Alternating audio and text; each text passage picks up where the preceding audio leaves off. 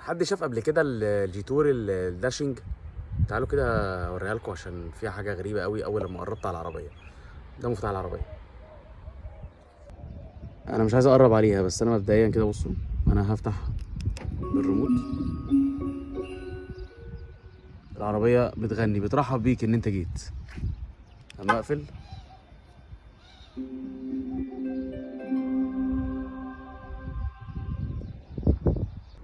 بصوا بقى كمان العربيه مفتوحه اهي.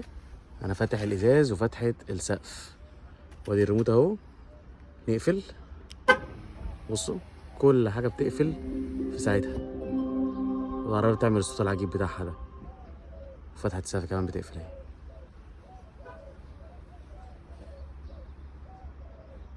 ده كده شكل العربيه من جوه اهي.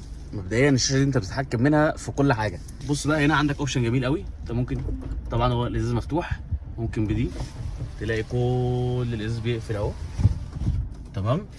وتخليه بقى على وضعيه الربع، فتح الايه، الربع بس، تمام. وعندك بقى ايه دي، تفتح بقى فتحه السقف او تقفلها من الزرار ده اهي برضو. انا طبعا اختار افتح البتاعه دي.